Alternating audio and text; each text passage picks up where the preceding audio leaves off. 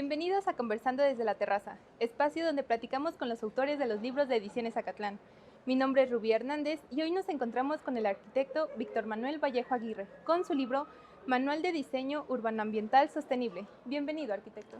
Buenos días. Para comenzar, nos encantaría aprender sobre usted y su haber aquí en la FES Zacatlán, por favor. Bien, hace más de 40 años me hicieron el favor de invitarme aquí a la FES y como todos comenzamos desde profesor de asignatura y fuimos progresando poco a poco hasta que tuve posteriormente, después de varios años, ir escalando en los diferentes niveles de profesor hasta llegar a ser lo que soy hoy, profesor de tiempo completo, ¿no? Entonces, comenzamos desde abajo y eso es bueno porque uno conoce un poco todo esto. Eso por un lado. Por otro lado, también en este escalamiento fui descubriendo algo que más que los años o no, lo que me parece realmente importante es comenzar a ver la diferencia entre lo que es un profesor a lo que es un maestro. Y esto lo dicen los pedagogos. Básicamente la idea del profesor es aquel que instruye, el que pasa un conocimiento, el que llega, pasa lista, ve un programa, lo da, muy bueno, por supuesto, puede ser, sin lugar a dudas, pero se queda hasta ahí. La diferencia con el maestro es que el maestro acompaña. En el maestro ya, además de todo eso, se ven valores. Además de todo eso, se ven principios. Acompaña a uno, al alumno, en sus diferentes facetas, no solamente como estudiante, sino como ser humano.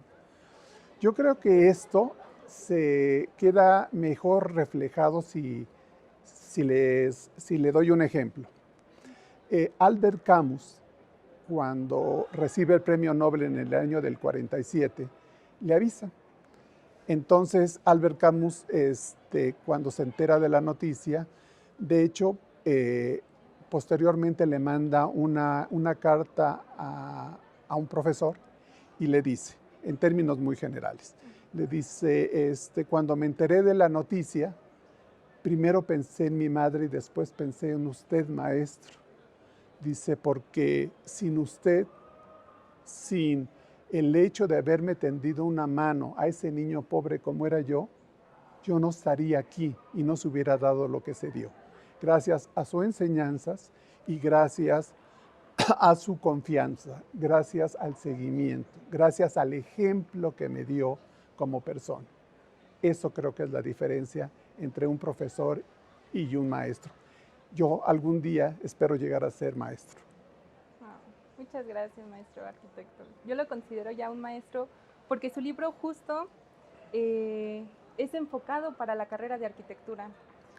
Es un libro que fue como especializado para que ayudara a todos los arquitectos en este recorrido de su carrera.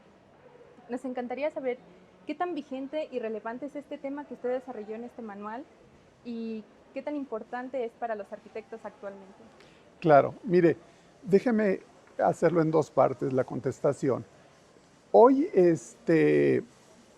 déjeme darle algunos datos que tienen que ver con la arquitectura. Año tras año sale un informe que se llama Informe de los Edificios y la Construcción, la situación de los edificios y la construcción. El último, el del año 22, da algunos datos como los siguientes. Por ejemplo, la arquitectura, la construcción, utiliza el 35% de la energía. Estoy hablando a nivel mundial, el 35% de la energía a nivel mundial. Segundo, en cuanto a los desechos, genera el 60% de los desechos. El 35% de las emisiones de CO2. Entonces, si vemos estas estadísticas, que son estadísticas fuertes, podríamos dar otra. Por ejemplo, el agua se utiliza el 16% del agua a nivel internacional, a nivel mundial, la utiliza la construcción. Y por último, un dato que también es importante, el concreto, que es con lo que se hace generalmente actualmente en la arquitectura, es la segunda sustancia más utilizada después del agua que se utiliza a nivel mundial. Es decir, primero se utiliza el agua y después el concreto. Estos datos son verdaderamente fuertes, potentes, que creo que tendríamos que pensar en hacer la arquitectura de otra manera. Por eso es que el libro habla de lo sustentable, de lo sostenible. ¿Por qué? Porque podemos pensar hacer las cosas de otra forma. Le doy un ejemplo, unos 2 ejemplos pequeñitos. ¿Cómo? ¿Cómo hacemos esta diferencia? Si hablamos de lo sustentable, podríamos hablar lo que se llama, algunos lo llaman así, el método de diseño de la cuna a la cuna. ¿Qué significa esto? Pensar en el diseño y construcción de los edificios desde que estamos extrayendo los materiales, por eso es de la cuna, estamos extrayendo los materiales, el proceso de estos materiales, cómo se crean fundamentalmente los diferentes elementos que componen la obra arquitectónica hasta llegar a su terminación. Una vez que se termina, la idea es, no como antes se pensaba, hoy lo sustentable sería, que eso, en lugar de ser un desecho, hoy se convierta en materia prima para otros edificios, para otras construcciones. Por eso es que se llama de la cuna a la cuna. Hoy tendríamos que pensar en diseñar y hacer arquitectura de la cuna a la cuna, desde que se inicia, desde la sustracción de los materiales hasta llegar a todo el ciclo de vida del edificio, hasta que termina, y eso cuando termina, utilizarlo como elementos para nuevos edificios. Claro. Entonces, debido a todo este desarrollo, ¿usted considera que debe ser relevante e importante? Porque a final del día es una elaboración a partir de estos como que antes eran considerados desechos, ¿no? Entonces, para no generar como esta basura ambiental, que Ajá. a final del día antes era basura, se retoman todos estos elementos. Claro, de hecho, la idea aquí es la aplicación de la regla de las 3 R's. Reducir, tendríamos que reducir los elementos que estamos utilizando. No se vale hacer cosas en México y traerlas desde Japón, si es posible utilizar materiales mexicanos. Reutilizar cuando ya no estamos utilizando ese edificio, o bien reusar, ¿no? O la composición de todos estos nos permitiría entonces, lo que usted decía, ya no pensarlo como un desecho al final, sino pensarla como materia prima para las nuevas obras que se están haciendo. Por ejemplo, en Alemania se está trabajando lo que se llama la edificación reciclable, en el sentido de que ya los elementos, por ejemplo, ya no se están, las instalaciones van por fuera, ya no van adentro, porque usted mete las instalaciones adentro, quedan dentro del concreto y ya difícilmente las va a poder sacar. O bien, algunos elementos que se pegaban ya no se pegan, por ejemplo. ¿Por qué? Porque esos elementos, si los utilizamos de diferente manera, los podríamos efectivamente volver a reutilizar en nuevas construcciones, ¿no? Esas son las ideas nuevas que existen cuando estamos pensando en la arquitectura sustentable. Pensar de diferente manera su diseño y pensar de diferente manera su construcción. Ok, arquitecto. Desde su perspectiva, arquitecto, ¿cuál es la cosa más importante al momento de desarrollar este tipo de diseño? ¿Qué factor, qué elemento se tiene que tomar a consideración y no debe de faltar al momento de desarrollarlo? Mire, estamos hablando de diseño sostenible o sustentable. De eso estamos hablando. Si esto es cierto, a mí me parece que desde el origen se debería de pensar en 2 cosas que son fundamentales. Lo primero, si yo estoy pensando en lo sustentable, tendría yo que tomar en cuenta que son los 4 los pilares básicos de la sostenibilidad, que tendrían que ser aplicados en este caso en la arquitectura. ¿Cuáles son esos elementos?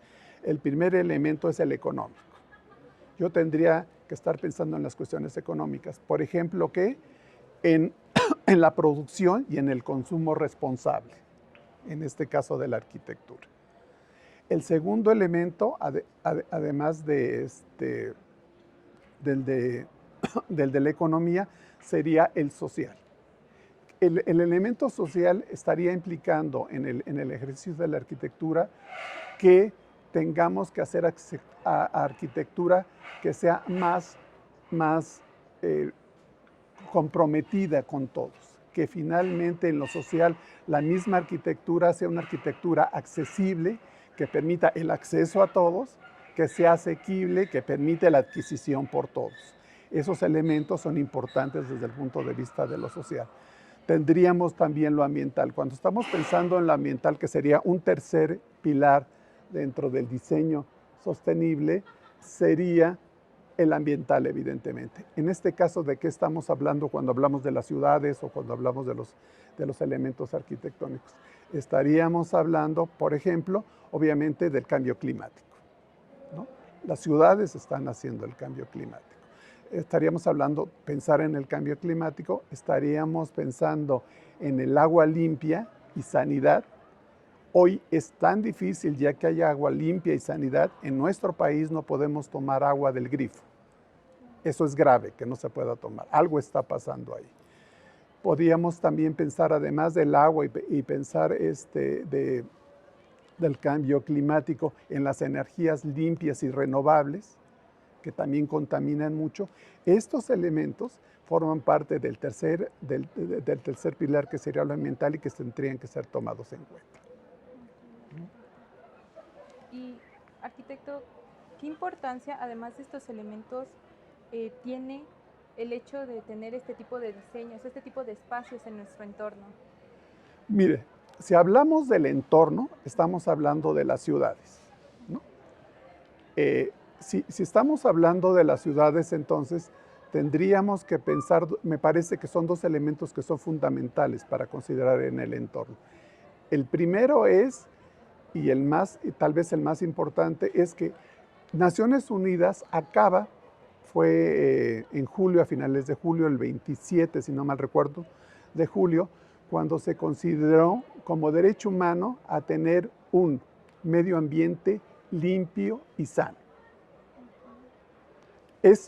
Ya es un derecho humano, es decir, es un derecho que por el simple hecho de haber nacido como seres humanos deberíamos de tener.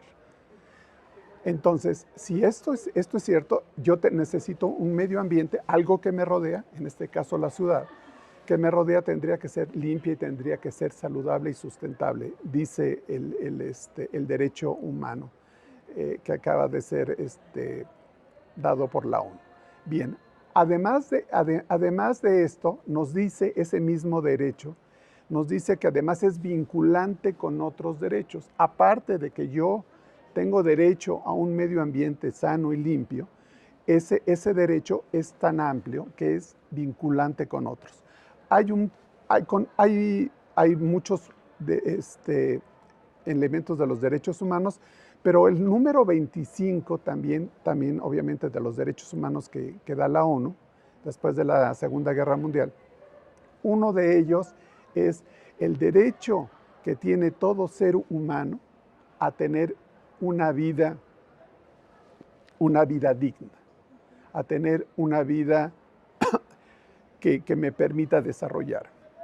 Esto, dicen ellos, se logra, por ejemplo, a través de la vestimenta, de la alimentación, de la educación, de toda una serie de elementos de los servicios sociales que me tendrían que permitir esto. Uno de ellos es, por ejemplo, la vivienda. También menciona como un elemento para esta vida digna, para esta vida que yo tendría que llevar como ser humano, la vivienda. Ellos dicen que tengo que tener una vivienda que tenga diferentes elementos. Por ejemplo, ¿qué elementos debería tener toda vivienda? Si la vemos desde el punto de vista sustentable, la vivienda tendría que tener los siguientes elementos. También nos los dice la ONU. Tendría que ser accesible, o sea, que yo no viva en la punta del cerro, sino que pueda llegar efectivamente, adecuadamente a mi lugar. Asequible, que la pueda yo comprar. Tiene que estar bien localizada para que yo pueda estar en medio de los recursos que yo necesito para desarrollarme. Tiene que tener los servicios adecuados y las infraestructuras adecuadas. Tendría que estar adaptada culturalmente a mi lugar y tendría que tener habitabilidad. Todos estos elementos, que se dicen muy rápido, pero que generalmente no se toman en cuenta en el momento que estoy haciendo una construcción, llamémosla común, en la construcción o en el diseño de esta arquitectura sostenible, tendrían que ser tomados. Y hay la enorme diferencia entre que yo haga una arquitectura sostenible a que no la haga. Okay. Pues sí, de hecho sí son bastantes elementos que tristemente en México muchas ocasiones no se toman en cuenta y no se consideran. Arquitecto, nos encantaría saber qué lo motivó a escribir sobre este libro y a enfocarlo hacia los estudiantes. Mire, también esto esta motivación tiene que ver básicamente con cómo somos, o sea, qué es lo que está pasando. Como vimos, déjeme planteárselo de esta manera. Pensemos primeramente que vivimos en un mundo fundamentalmente urbano. El libro sobre diseño urbano. ¿Por qué digo que es un mundo fundamentalmente urbano? Porque hoy más de la mitad de la población vive en ciudades, hoy. Se calcula que para el 2030 más o menos seamos por ahí del 60% y para el año 2050 seamos más del 70% de las gentes que vivimos en este planeta que vivamos en ciudades. ¿Esto qué quiere decir? Que necesitamos saber dónde vivimos y cómo estamos haciendo el lugar donde vivimos, es decir, las ciudades. Esos datos me parece que son suficientes como para decir necesitamos diseñar, necesitamos planificar adecuadamente nuestras ciudades. Sí, claro, por supuesto. Arquitecto, su libro es un manual teórico-práctico. Nos encantaría tener una noción clara de cuánto tiempo le tomó elaborar todo este manual y durante este proceso de elaboración, ¿cuáles fueron algunas trabas que tal vez pudo haber encontrado? Elaborarlo fueron los últimos años, pero comenzó desde hace 40 años que yo comencé a dar clase. ¿Qué quiero decir con esto? Quiero decir que cuando comencé a hacer el libro, me puse algunos principios para poderlo hacer. ¿Qué principios? El primero es que tendría que ser un libro que desarrollara las capacidades que necesita todo ser humano para poder resolver la problemática que se le enfrenta al día a día. Esto, obviamente, tiene que ser importante porque estas capacidades tienen también que ver con otro elemento que me fijé en esos momentos. Naciones Unidas sacó un libro a finales del siglo pasado que se llamaba la educación encierra un gran tesoro. El coordinador fue un doctor Delors, una persona muy brillante, que de alguna manera nos decía cuáles iban a ser los lineamientos que iba a tener que seguir la educación para este siglo. Él decía, tiene que estar basada fundamentalmente en 4 grandes pilares la educación. ¿Cuáles son estos? 1, el aprender a ser, el aprender a convivir, el aprender a saber y el aprender a hacer. Es decir, ya no basta con que yo sepa, yo tengo que aprender a conocer las cosas, cómo estudiar las cosas, por un lado. Por el otro lado, tengo que aprender a hacer las cosas. Por otro lado, no basta con esa educación ya de la transmisión del conocimiento técnico, sino tengo que aprender a ser mejor ser humano. Y la última, el cuarto, sería el de aprender a convivir. Yo tengo que aprender a convivir con los demás. Estos 4 elementos, más las competencias que decíamos en un principio, que son estas cualidades que todo ser humano necesita para desarrollarse en la vida, los problemas que se le presentan de manera eficiente, eficaz y de manera autónoma, yo quería que estuvieran de alguna manera reflejados en el libro. Yo quería que estos que son elementos básicos, que los que conocen sobre educación les están diciendo, quería que estuviera en el libro. Así entonces el libro fue diseñado, espero que en algunas veces hubiera yo logrado algo de esto, precisamente tratar de conseguir lo que decía yo anteriormente. El documento está basado fundamentalmente en 3 grandes etapas que implicaban las 3 grandes etapas, valga la redundancia, que tenía que hacer un alumno para poder llegar a hacer un diseño sustentable. Otro elemento en el cual me basé, creo yo, es que la universidad no nos puede dar todos los conocimientos, imposible, pero sí nos puede dar los métodos para poderlos conseguir nosotros. Entonces, por eso es una metodología el libro.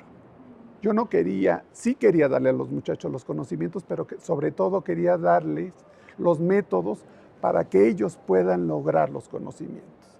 Así decía yo anteriormente, el libro se divide en 3 etapas, que son las etapas que uno sigue en el diseño.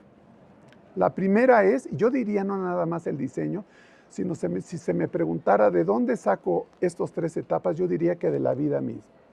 Lo primero que yo tengo que hacer cuando hago un estudio o en la vida misma es saber qué es lo que quiero hacer, definir qué es lo que quiero hacer. La primera etapa del libro es la definición del proyecto. Yo tengo que definirlo.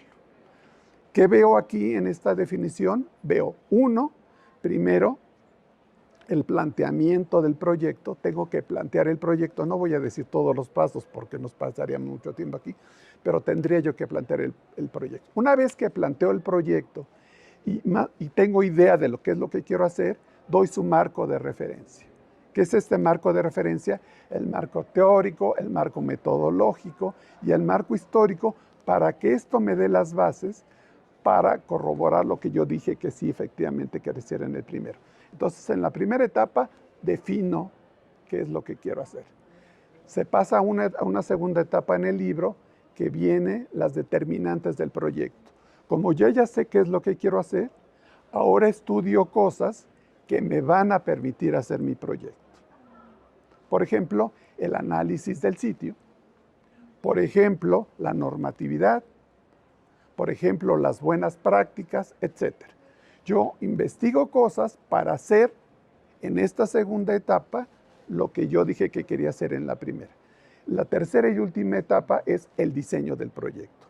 En la primera dije qué quiero hacer, en la segunda investigué cosas para hacerlo y en la tercera lo hago. Entonces, esto es un poco, si revisamos lo que yo decía anteriormente, no nada más se trata del conocimiento, de saber, sino además de hacer. Entonces, dar los pasos para que los muchachos sepan hacer los proyectos. Esto es un poquito la historia del libro. Wow, arquitecto, es bastante completo, de hecho, el manual, y considero que a todos los estudiantes de la carrera de arquitectura les funcionaría muchísimo, porque como usted mencionaba, de la mano, los va guiando en lo que a final del día allá afuera es lo que tienen que realizar y tienen que enfrentarse a día al día. Arquitecto, tomando un poco más la parte emocional, ¿qué es lo que usted sintió al momento de finalizar este libro? Al momento de ya verlo en los estantes y repartidos, bueno, entre alumnos. Mire, yo diría que cuando uno hace un libro, al principio es un poquito una aventura, ¿no? Uno sabe lo que quiere hacer, pero comienza una gran aventura de tratar de hacerlo y uno se pregunta cosas. ¿Qué cosas se pregunta uno? ¿Realmente va a servir? ¿Realmente va a cumplir con los objetivos que yo tengo que cumpla? Esta sería una primera etapa. Una segunda etapa, cuando ya uno lo está haciendo y cuando todo aquello que dijo uno que quería hacer, uno tendría que haber hecho una enciclopedia. Y entonces ya no hace uno eso, si uno tiene que comenzar a modelar qué es lo que realmente uno quiere hacer y puede hacer. En esta segunda etapa. Eran las etapas que decíamos anteriormente. Y la tercera y última es cuando ya sale el libro, después de todos los avatares, porque no nada más es el hacerlo, sino todo el proceso de que efectivamente los libros de la universidad pasan por serios procesos que permiten obviamente hacer que la calidad con la cual sacamos los libros sea la suficiente. Una vez que sale el libro, yo creo que ahí sí yo no le podía responder. Uno piensa, uno espera que efectivamente cumpla con todas las expectativas que uno tuvo al hacer el libro. Cuando yo veo a mis alumnos que lo revisan, que lo ven y que de alguna manera les permite conocer y les permite hacer y les permite en conjunto ver las cosas de manera en equipo y a ellos mismos desarrollarse como personas, porque como siempre les he dicho, los conocimientos que tenemos en la universidad no deben de bastar solamente para las cuestiones técnicas. Los conocimientos nos deben de permitir ser mejor personas. Los conocimientos nos deben de permitir resolver mejor las cosas que se me presenten en la vida. Para eso vengo a una universidad. Cuando de alguna manera por ahí, con algunos de ellos, veo algún rasguito de esto, valió la pena tanto trabajo. Muchas gracias, maestro. Eso realmente es muy motivador. Y para finalizar esta entrevista, arquitecto, nos encantaría que nos brindara un comentario para todos aquellos estudiantes que a lo mejor quieren incursionar en este mundo de la escritura. ¿Qué le podría decir a ellos? Híjole. Bueno, primero una cosa. En esto que yo les decía de la educación encierra un gran tesoro, además de estos principios que se decía, hay otro que me parece que es muy importante, que es actualmente que la educación ya no tiene que ver con un periodo de tiempo, sino hay educación para toda la vida.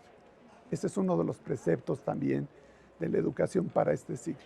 ¿Qué quiere decir esto? Esto quiere decir que ya no solamente voy a estudiar mi licenciatura, algún posgrado y todo, sino que tengo que suponer que voy a seguir estudiando el resto de mi vida porque los conocimientos son muy vastos, los conocimientos vistos desde el punto de vista sustentable tienen que ser integrales, tengo que tomar en cuenta los aspectos económicos, los aspectos sociales, los aspectos culturales, los aspectos ambientales. Uno nunca termina de estudiar finalmente.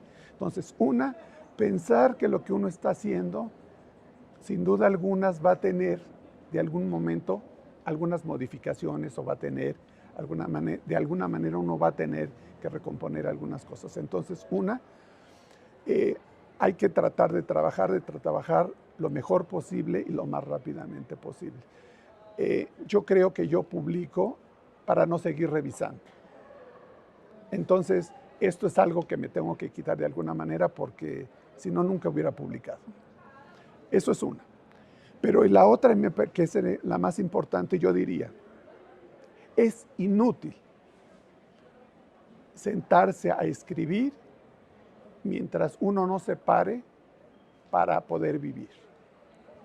Primero hay que vivir. Hay que tener las experiencias y con eso me puedo sentar a escribir. Y cuando digo experiencias pueden ser vividas en la vida cotidiana, pueden ser en libros, pueden ser anécdotas de otro, pueden ser conversaciones con otra persona. Lo cierto es que tengo que vivir la problemática que quiero escribir. Entonces, primero pararse a vivir y después, y solo después, sentarse a escribir. Muchas gracias, arquitecto. Ya lo escucharon, compañeros. Primero hay que ganar toda esa experiencia. Y bueno, espero les haya gustado mucho esta conversación que tuvimos con el arquitecto Víctor Manuel Vallejo Aguirre con su libro Manual de Diseño Urbanoambiental Sostenible. Recuerden que pueden encontrarlo en librería y tienda Acatlán. Yo soy Rubí Hernández y nos vemos hasta la próxima. Hasta luego.